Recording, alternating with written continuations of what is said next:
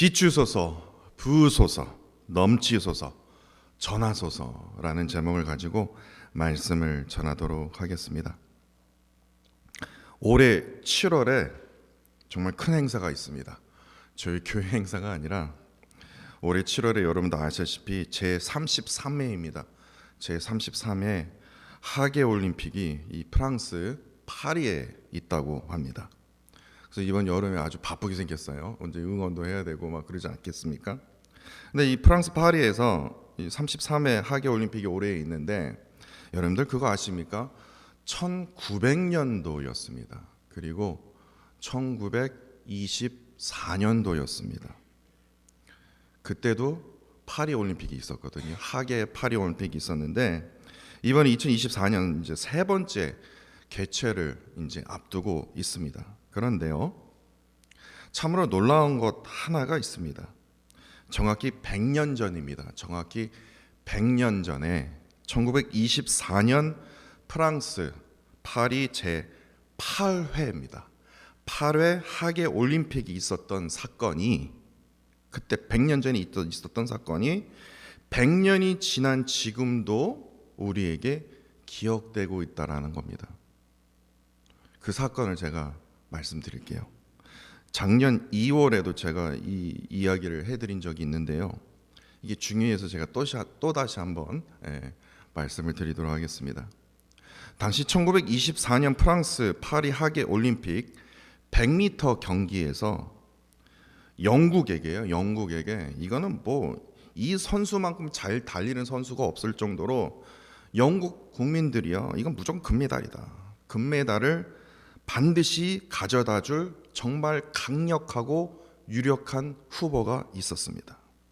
그런데 100m 경기가요, 하필이면 일요일에 열린다는 이유로 이 선수가요, 참으로 어이없게도 자신의 신앙 양심에 따라 저는 주일에 다닐 수 없습니다 라고 말했다는 겁니다. 찾아보세요. 진짜입니다. 저 찾아봤거든요. 이 100년 전에 있었던 일이에요.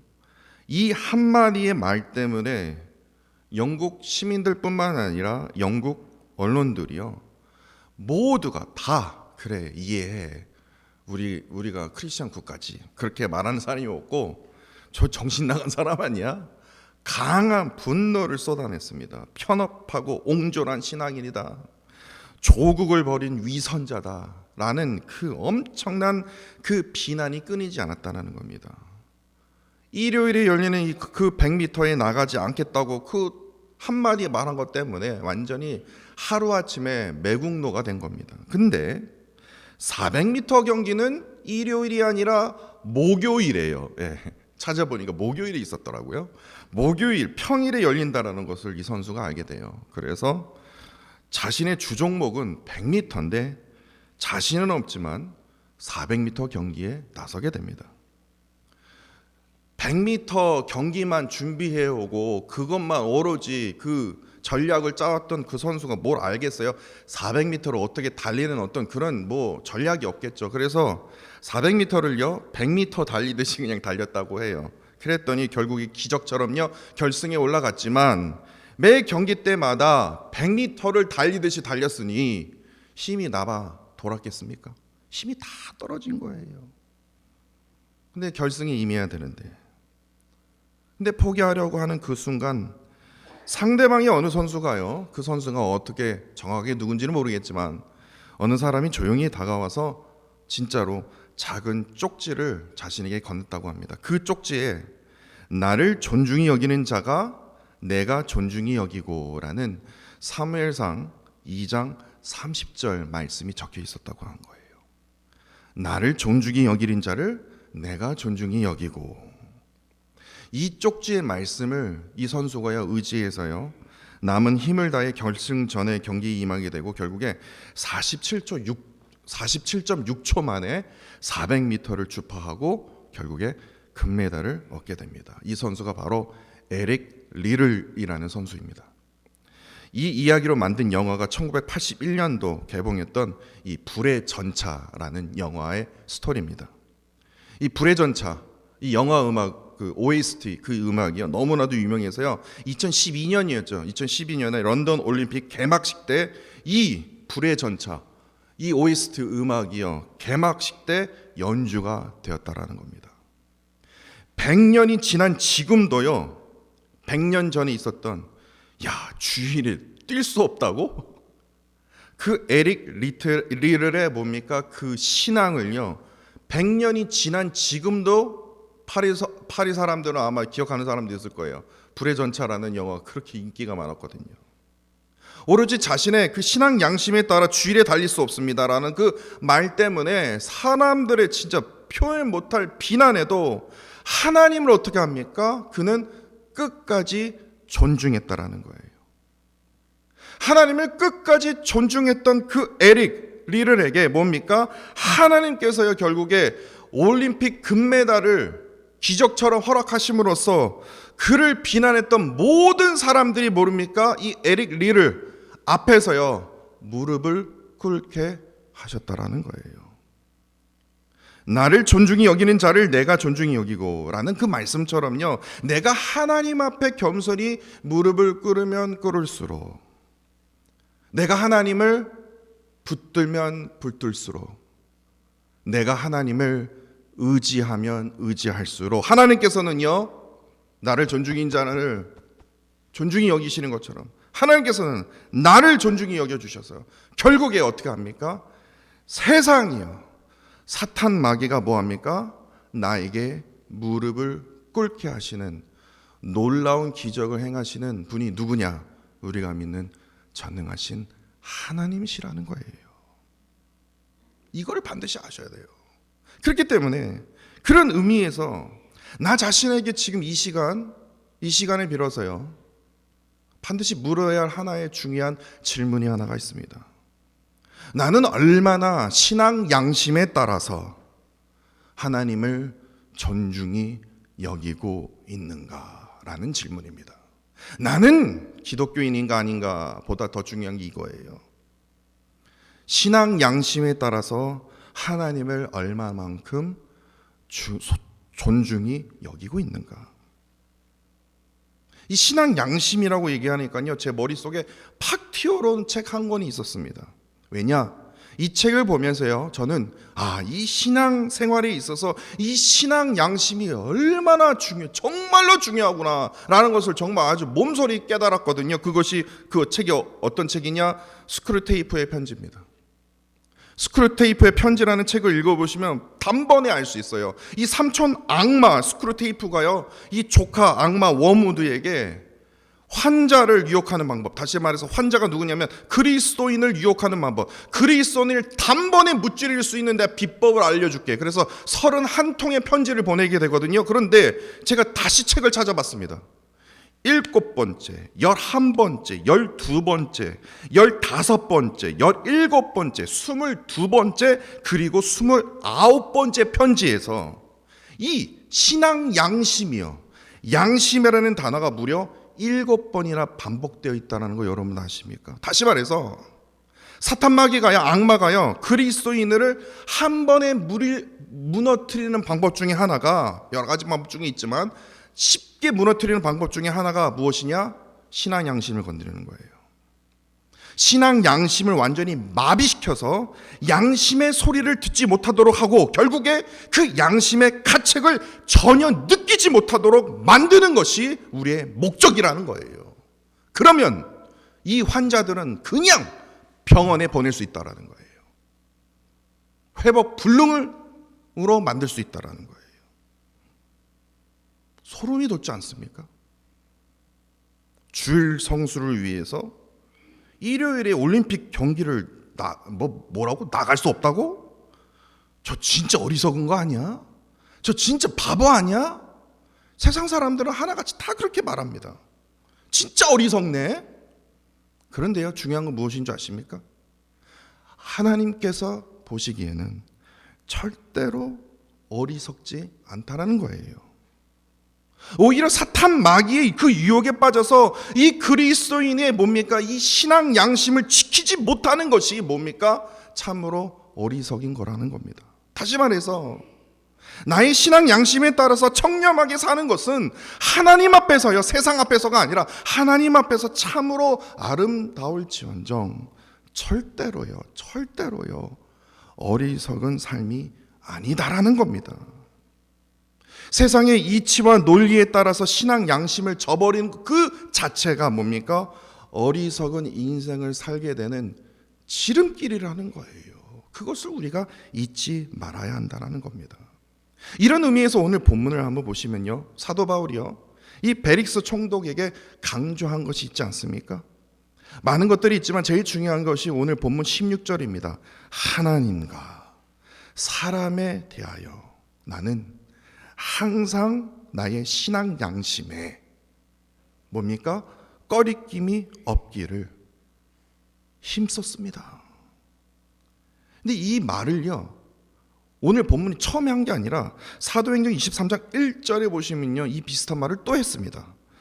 이때는 사도 바울이요, 베릭스 총독에게 아니라 이 산에 들린 공회, 다시 말해서 유대인 리더들이 모인 그 공회에서 모든 사람들에게 이렇게 말했습니다. 오늘까지 나는 범사의 이 신앙 양심에 따라 하나님만을 섬겼습니다.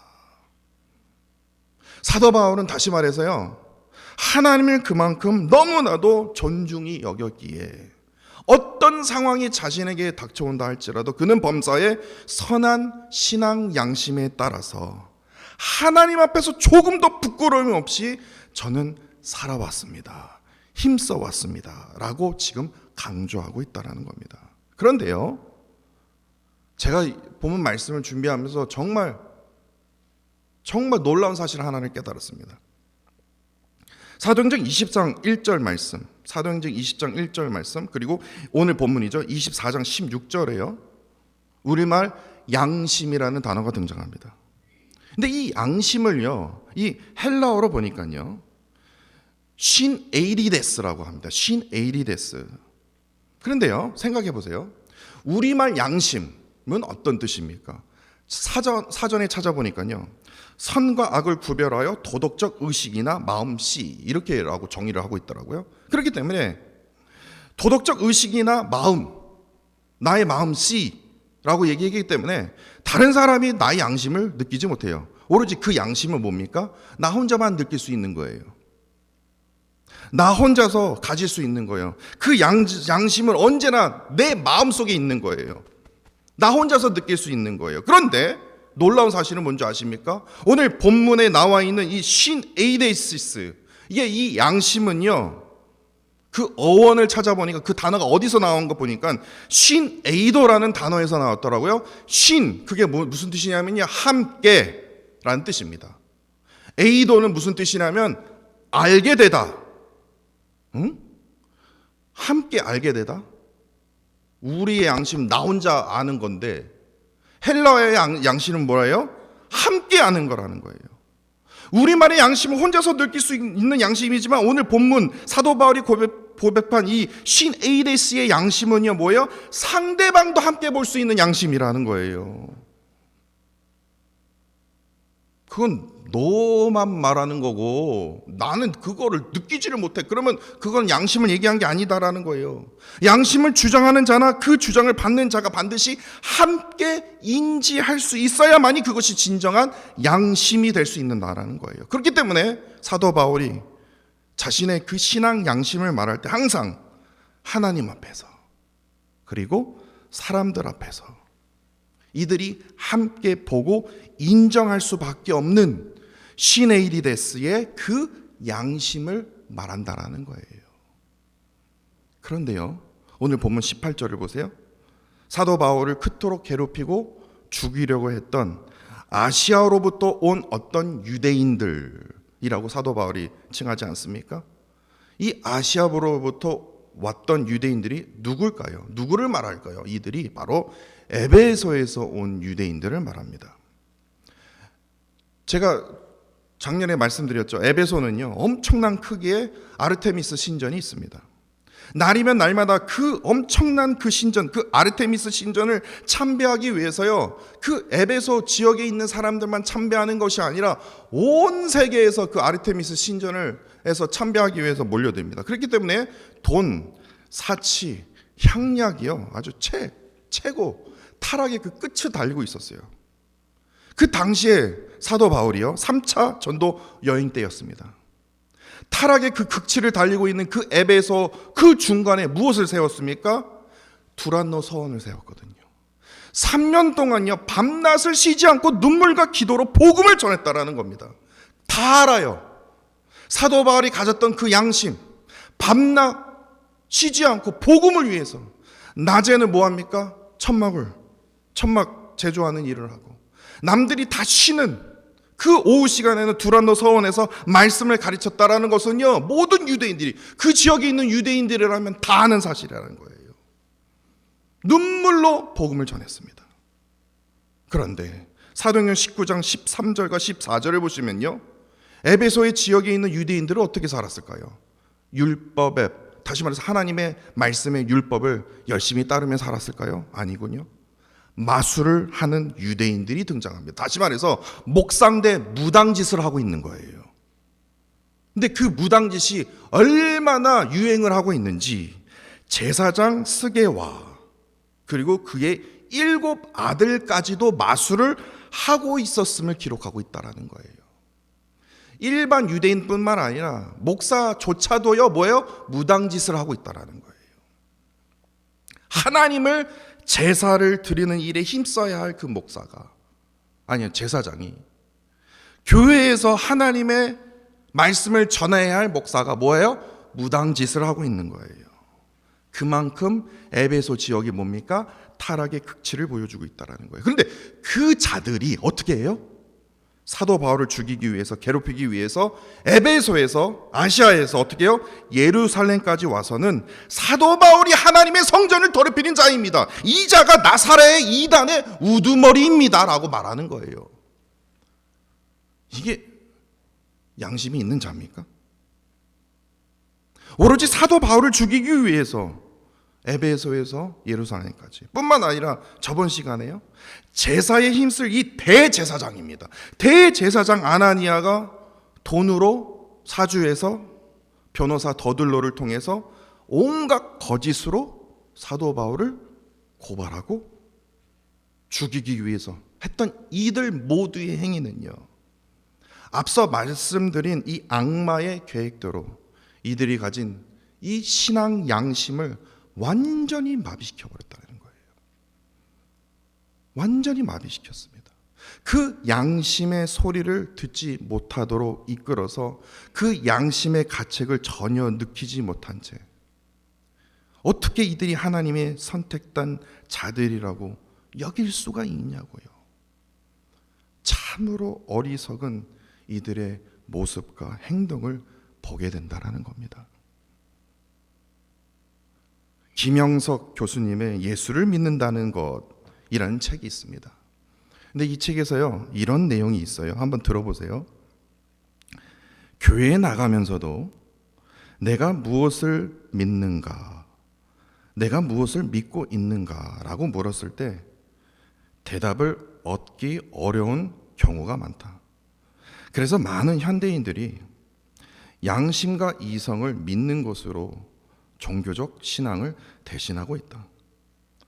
도덕적 선, 이성적 진리에 만족하며 그 이상의 것은 믿을 수 없다는 일반 사고방식에 머물려고 한다.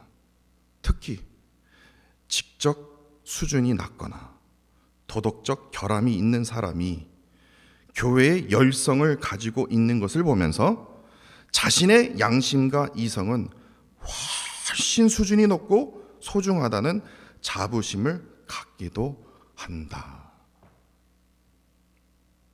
진짜예요. 제가 여기서 그대로 따온 겁니다. 저 이 글을 읽으면서 화가 나더라고요.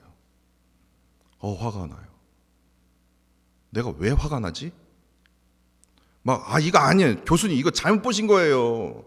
아무리 100세가 넘으신 100세가 넘으신 존경하는 교수님이시지만 이걸 잘못 해석하신 거예요. 이렇게 얘기하고 싶어도요 부인할 수가 없는 거예요. 부인을 할 수가 없는 거예요. 마음은 막 너무 안타깝고 화가 나지만 부인하고 싶. 교수님 잘못된 거예요. 잘못 해석하신 거예요. 잘못 보신 거예요. 라고 말하고 싶지만 부인할 수가 없는 거예요. 왜냐? 목사로서요. 너무나도 공감이 되기 때문에 그래요. 이러한 현상들이 벌어지지 않습니까? 한국뿐만 아니라 미국에서도 벌어지고 있다라는 거예요. 아시아로부터 온 에베소 유대인들처럼요. 저번 주에 살펴보았던 대제사장 아나니아와 변호사 더둘로처럼요. 이들의 공통점이 무엇입니까? 이들이 자신이 뭐를 믿는지를 몰라요. 모르기 때문에 이러한 행동을 하고 있는 겁니다. 하나님의 백성으로서 마땅히 지켜야 할 율법에 뭡니까? 무지한 겁니다. 무지했거나 아니면 뭡니까? 무시했거나 둘 중에 하나입니다. 왜 교회에서 안타까운 이러한 현상들이 벌어지는 겁니까? 말씀에 무지했거나 아니면 뭡니까? 무시했거나 둘 중에 하나 아닙니까? 부인하고 싶어도 부인할 수 없는 그러한 일들이 아닙니까? 오로지 자신만이 느낄 수 있는 양심이 최고라는 거예요. 자신만이 느낄 수 있는 그 양심, 자신의 그 기준으로 가진 그 이성에 따라서 이를 통해서 자신이요 상대방보다 훨씬 수준이 높다고 여긴다라는 거예요. 에휴, 저 한심한 것들, 에휴, 저 바보 같은 것들. 주일에 경기를 안 뛰어? 야, 저렇게 생각 없는 사람이 있어? 전 정신 나간 사람 아니야? 남을 정죄하고 저주하는 일에만 앞장서고 몰두하는 이러한 참으로 어리석고 부끄러운 자들이 지금 말 안 해도 아시죠? 얼마나 이 세상에 많은지 모릅니다. 역사가요 수없이 반복되듯이 오랜 세월이 지나도요 세상은요 사도행전 24장에 등장하는 어리석은 자들처럼요 참으로 비양심적이고 비이성적인 사람들이 수천 년이 지나도요 끊임없이 반복되고 있다라는 겁니다. 완전히 내로남불이에요.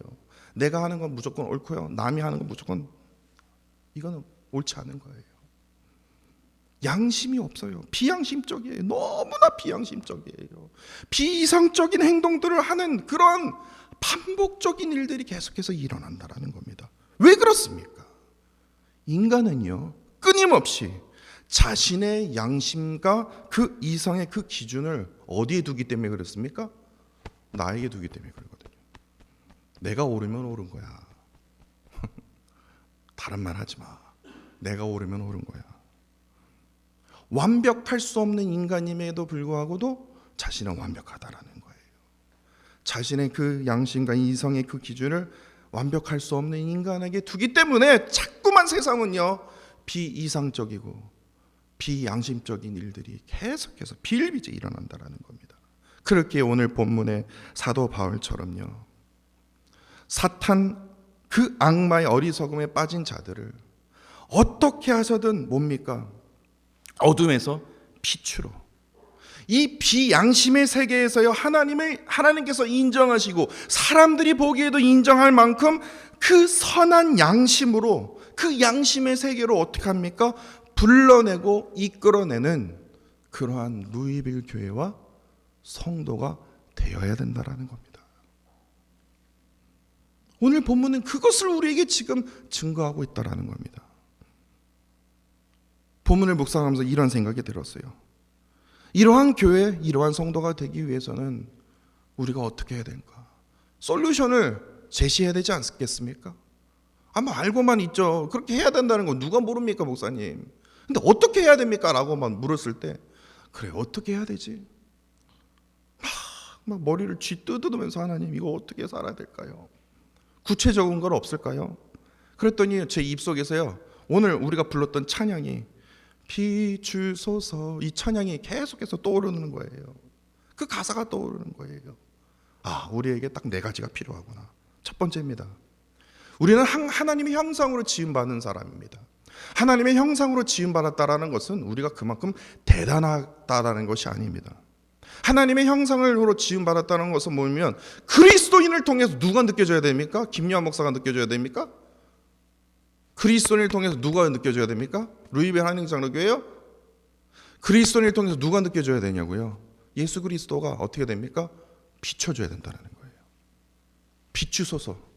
나를 통해서, 하나님의 형상 닮은 나를 통해서 예수 그리스도가 비춰줘야 됩니다. 이게 빛을 비추는 거예요. 우리가 무슨 뭐 쌍라이트를 가지고 비추는 게 아니라 소금으로 그렇게 하는 것이 아니라 우리는 빛의 존재, 소금의 존재가 될 수 없는 그리스도인이라는 거예요. 내 안에 뭡니까? 예수 그리스도의 빛, 예수 그리스도의 그 소금의 역할을 해야 된다는 겁니다. 그런데 내가 빛인 줄 알아요? 내가 소금인 줄 알아요? 그건 큰 착각이라는 거예요. 하나님의 형상으로 지음받은 내 안에 나는 죽고 누구가 삽니까? 예수 그리스도가 사는 거예요. 예수 그리스도의 뭐예요? 비추소서. 주의 영광을 비추소서. 그리고 성령으로 어떻게 됩니까? 지배를 받아야 된다는 거예요. 성령의 가르침을 받아야 된다는 거예요. 말씀으로 그 성령의 은혜를 받아야 된다는 거예요. 성령의 뭡니까? 기름 부음을 받아야 된다는 거예요. 성령의 체험으로 부으소서. 성령의 은혜로. 그리고 뭡니까? 내 안에 그 성령의 은혜로 세상에 나가서 이 지옥에 갈 사람들이야 막 그러면서 저주하기 위해서가 아니라 내 안에 뭡니까? 하나님의 은혜와 긍휼로 넘쳐야 된다는 거예요. 긍휼이 여기는 마음으로 세상에 나아가서 그들을 안아줘야 된다는 겁니다. 품어줘야 된다는 겁니다. 그리고 오늘 본문의 사도 바울의 그의 모습처럼 뭡니까? 빛 대신 주님의 말씀을 전파해야 됩니다. 간증해야 됩니다. 나누어야 됩니다. 그렇게 오늘 설교의 제목입니다. 비추소서. 내 안에 예수 그리스도만 비추게 하여 주옵소서. 부어 주옵소서. 성령의 기름 부음으로 다시 거듭나게 하여 주옵소서. 넘치소서. 내 안에 정죄와 막 비판과 저주를 하는 게 아니라 내 안에 하나님의 그 긍휼의 은혜로 하나님 더하여 주옵소서. 이를 통해서 오로지 주님의 그 빛 대신 말씀을 뭐합니까? 전하소서. 이렇게 돼야 된다는 겁니다. 이렇게 네 가지를 우리가 간절히 기억함으로 하나님 앞에 간절히 고백함으로 나의 그 선한 신앙의 그 양심이 회복되어 하나님을 더욱더 뭐합니까? 존중히 여김으로 이를 통해서 뭐합니까? 세상을 깨우쳐야 됩니다. 세상을 깨우쳐야 됩니다. 세상을 일으켜 세워야 됩니다. 그리스도인이라면 뭔가 다르구나. 그리스도인이라면 내가 한번 기도해달라고 내가 한번 요청을 해봐야 되겠구나. 이러한 교회라면 내가 한번 내가 헌신해 보아야 되겠구나. 이런 깨우치고 일으키는 저와 사랑하는 성도 여러분들이 되시기를 간절히 원합니다.